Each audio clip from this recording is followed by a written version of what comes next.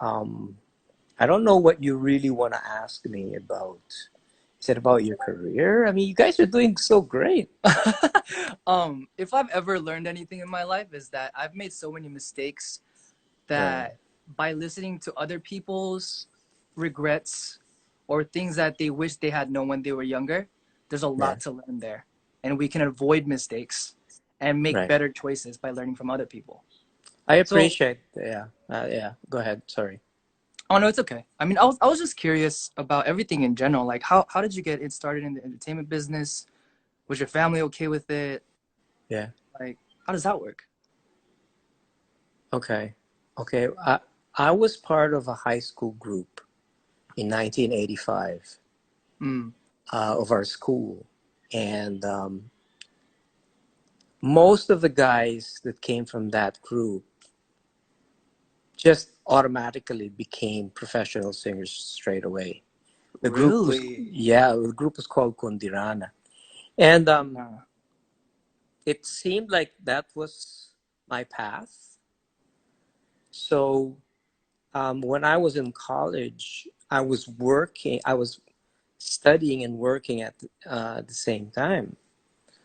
Um, Oh, but I started out with a band. with a band. Well, yeah, a quartet, and then we had a band. Oh, that's Something. cool. Okay. Yeah, we were singing a lot of jazz stuff. You won't believe this, but I was a jazz singer. Oh, that's so cool. I like that. Yeah, I love jazz. Yeah, if you look at my vinyls, like Oh my goodness. most of them are jazz. This is I'm in the living room. This is all of my vinyls. I'll show you one of my vinyls. Like this is like 19. This is me, 1990. That 1990. that's me. Can you see it? You look Yeah. exactly the same. Oh Wait, no. I can't see it. Can you see it? Oh, I can. Yeah, that's me. That's so Uh, cool. You and look this is really my young for your age, by the way. well. Thank you. We just try to laugh a lot. That helps. Yeah. So from there, I the group thing didn't work out for me. We kind Mm. of disbanded straight away, and I just decided, okay, I guess going solo should be my next thing. And but I'm really short. I'm like 5'4". Uh, I'm really short, and during that time, it was just unheard of to huh. have a singer that small. Wait, why? I don't know. It was just the times. Everybody was tall. Interesting. Okay. Everybody Everyone's was tall. just tall. And then there were two guys who were probably my height. His name's Jano, and then Mm. the other name, my other friend is Ding Dong. And then they just became so popular and said, and they were short like me. So I said, All right. okay, maybe I can do this.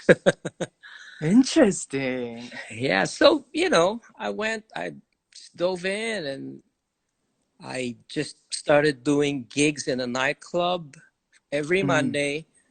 I was getting paid 800 pesos. I don't know how much that is in Korean won, but Mm. that's very small. So I was doing that every Monday for maybe a year, and then someone saw me, Mm. and he was the head of Viva Records, and said, "Would you want to cut a record?" I said, "Let's do it."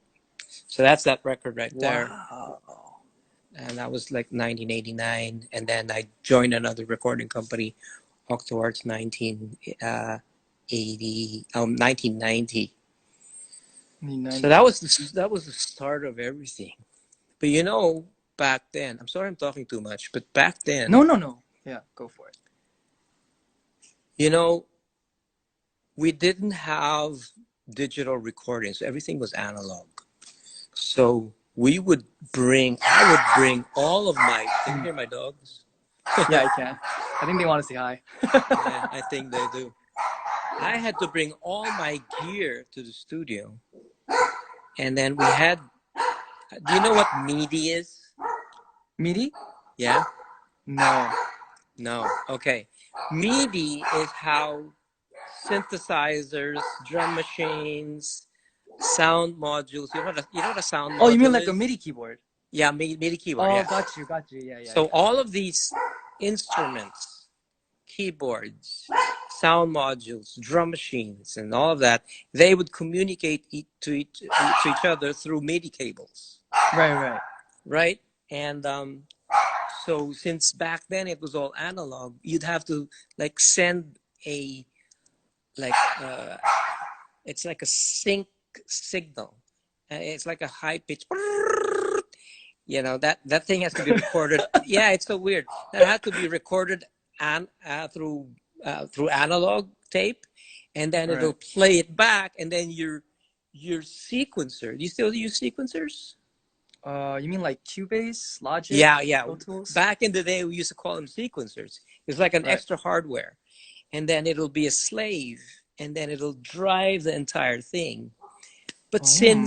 and then you had to like do it one by one. So, for example, first the kick, then the snare, and then the hi hat. You could do it simultaneously. And Right. during those days, I would think, wow, can you imagine? What if everything was in the computer, like the strings, the piano? I was like thinking about it during that time. What if everything was in the computer? That makes it so much easier. Wow. And now, It's so easy. it is so easy. And you guys are I mean, I guess just the time, so obviously, but I had to spend like for an entire song maybe 2 to 3 days in the studio just for one song. Wow. Because I mean, depends if you wanted to, like, even EQing a drum kit took Mm. so many hours. Wow. Yeah, it I was heard like, about the I heard about the vocal production too back in the days when you used to have to cut, like it was like almost like a movie reel, yeah. and then you would and then the way you would edit it is you cut it. Right. You That's cut it insane this to you me. cut it this way. That's That's like a insane. Yeah, you splice it. That's what we used to call it. It's completely different today, but that's Right. crazy because that tells me that there was no pitch correction, there was No. no rhythm tuning. Oh, buddy, no, no. We didn't even Yeah. know what that meant. Yeah. So, um, so we had to do all of that. And when we would bring, like when we would go on the TV stations, we would Mm. bring what we called an open reel. Mm. That's like it's like a huge tape. And then we'd Oh. give that to the spinner, and then play it, and that's how we'd sing. We'd sing on our playback. Oh, it's interesting. So you'd bring your U-matic. Sorry, not U-matic. You'd bring your open reels, and then we had when it slowly transferred to digital. I don't know if you remember, if you've ever heard of DAT. I haven't. Okay, DAT. DATs it's called digital audio tape. Mm. And those are the first, I mean, I guess before the CDs came. Oh, was that the cassette? The cassettes were analog. Uh, It's like a cassette, but it's digital. Interesting. So those were the ones that we brought to the studio, because then the sound was better and all of that. All right. And then when we'd go around radio stations, we'd bring our singles, which were 45s. You know the 45s? Are they There's smaller? those are the smaller records, and that's what we'd bring, and then we'd give it to the DJ, and they said, "Could you just play the song?" Yeah, that's what we Oh. used to do. And that's unlike nowadays. You can send your song through email. Yeah, it's a Dropbox. Yeah, It's but a I WE file. have to say, I mean, because of streaming and all of the technology and just all of the Mm. platforms, there's so much music being produced, which is fantastic. In an instant, you have access to so much music from around the world, Right. which just never happened before. So, if you look at it from that point of view, I think it's great. You know. Yeah, we have all these international artists these days being recognized, and people are Mm, able to access their music more easily due to the fact mm, that it's open to the public. It's yeah, more yeah, available. I think that's yeah. great. But I honestly I love this age, but I have so much respect, especially for singers from your kind of background who have been in the industry for so long. Because my CEO, his name is JYP. Ye- Oh, is that him? That's him. That's my CEO. Okay. And I'm at his company, and I've also heard from him about those days when you would go into the booth and you would have to sing it perfectly, or else you're wasting tape. That's right. So if you weren't really, really talented, there was no way. How old's JYP? JYP is, I don't know. Let Yeah, me check. probably older. But I think yeah. he's in his mid 40s. Oh, well, there you go. That makes me. Well, respect, man. I mean, because I also manage talent, so I've I have two, actually three. One is my daughter. She's part of 88 Rising. Actually, her name's Leila. 88 Paradise. I've heard a song. Oh no, yeah, Parrot. You've heard her song? Yeah, Oh they no, she's released got it a. a week ago, I think. Oh no, she's got a new one called Clouds.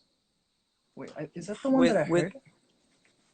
Paradise is a bit old. I think that's last year. Oh, really? Yeah, Sorry, I her new must one not have with mixed them up. 88 Rising is called Clouds. Anyway, that's Clouds. my daughter. That's my daughter. Mm. And then another guy is his name's Davey Langit. He's an acoustic artist and really wonderful, fantastic guitar player, musician, singer songwriter. And then got another girl. Her name's Lara Maige, and she's a soprano. She's an opera singer, and she also Mm. writes a lot of music. So um, we're helping all of these young musicians reach their dreams. And Right. yeah, so I guess in a way I'm like your JYP. But of course your JYP has done a lot of good things for you guys, and that's great. So who else is with JYP? We have artists. We have Twice. We have Stray Kids. Wow, my son would go nuts. Twice is with you. They're really popular, yeah. Yeah. They're really popular, talented. But I mean, you must have some amazing artists too. Like, how do you pick artists that you want to manage or you want to sign? That's a good question. For me, it's more of when I hear their music. Um, Ah, I don't necessarily look into packaging and all of that because right. I've never been like that. Um, I I get more intrigued by what people write, and what's behind their brains and in their hearts. I know that sounds corny, but No, but no, that's no. just but that's just the way. So you mean lyrical message or like ability? Everything. Uh, Just the combination of how you write, how you don't have to be a virtuoso, but yeah, I feel like guitar playing and piano playing, it's so, especially as a singer songwriter, it's very, very individualistic. You can't mm, there's just a way you play music. There's a way you strum your guitar, you do your solos. It's you know what I mean.